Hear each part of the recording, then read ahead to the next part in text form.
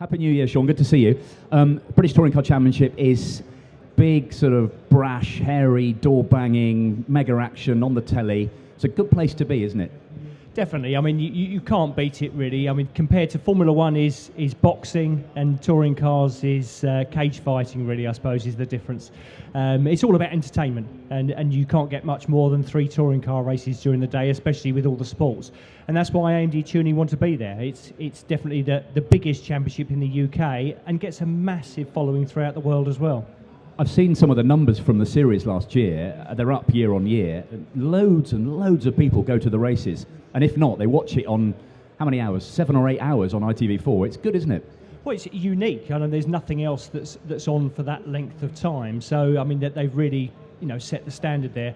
But the fans are fantastic. I mean, come rain or shine, and I've seen some pretty terrible weather if you go motor racing in the UK.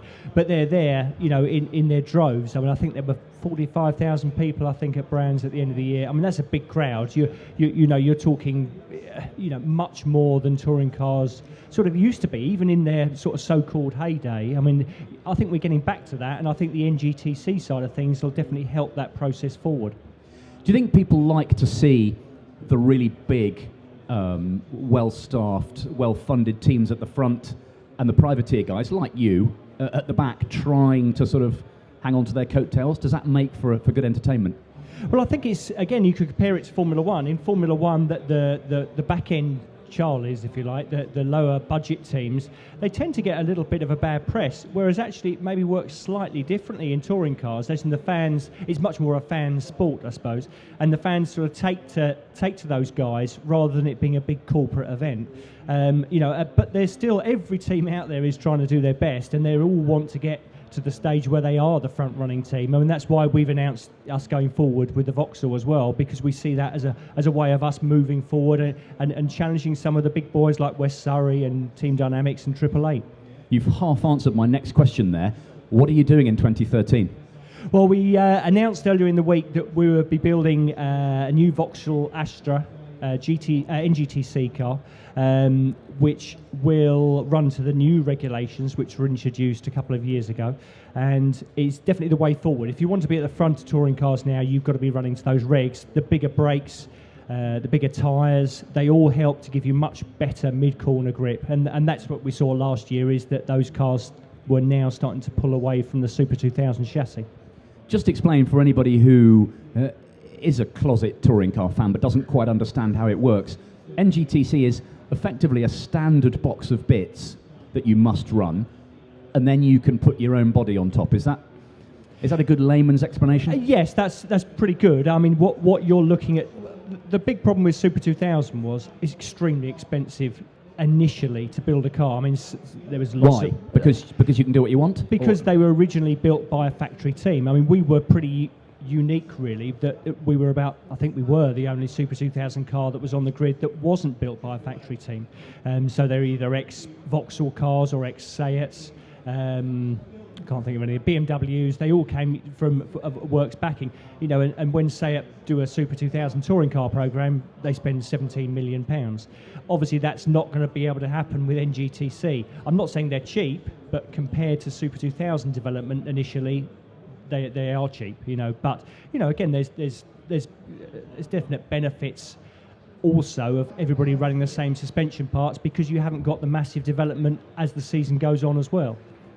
I like the concept of them all being the same underneath but having different bodies, because if you drive a Honda Civic or a BMW 3 Series or a Vauxhall Astra or a Ford Focus on the road, you can identify with what you're cheering for at the racetrack. I think that's definitely key, really. I mean, everybody has their own favourite. I mean, I've been amazed this week. I think us announcing the Vauxhall Astra has been the biggest story they've ever had on British Touring Cars' Facebook site. Now, that's not down to me. That's down to the brand, really. And Vauxhall Astra is a big historic brand in touring cars, and people like to see that sort of thing coming back. So that's great for us.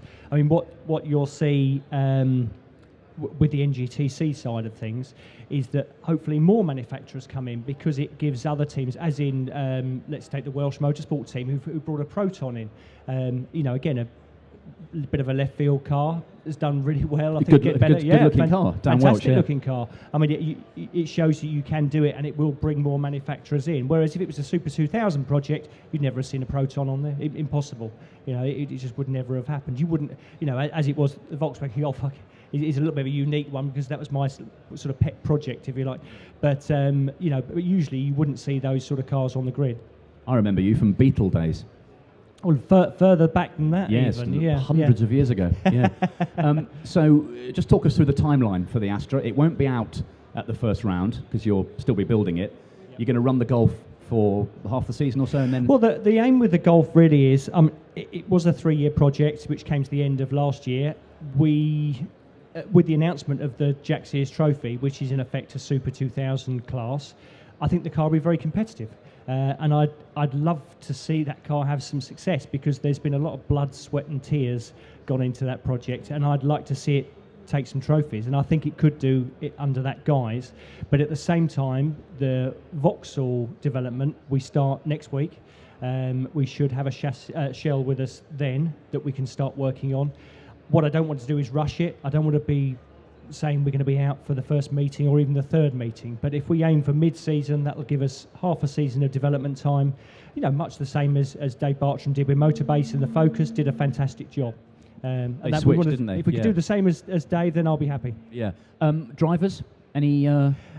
Ollie I'd be very keen to have Ollie back on the team. Ollie Jackson, yeah. Ollie Jackson, sorry, yeah, who raced with us last year. I think he did a great job last year, and we want to try and move on from there. Still working on finalising that deal. What I think we also need is we need some experience development-wise with the Astra. I'm keen for it to run up the front. I don't want it just to sort of gradually filter into the field. It's got to hit the ground running. Good to see you, Shaun. We wish you well. Are you here the whole time for the show? Yes, yeah, there's a few of our sponsors here, Miltech, and a few of the other guys are here.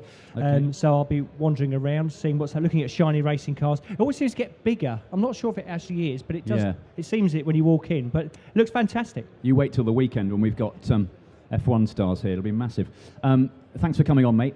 Best of luck, and come back in 12 months with the Jack Sears Trophy in your back pocket, won't you? Thanks very much. Yeah, Shaun Hollamby, ladies and gentlemen.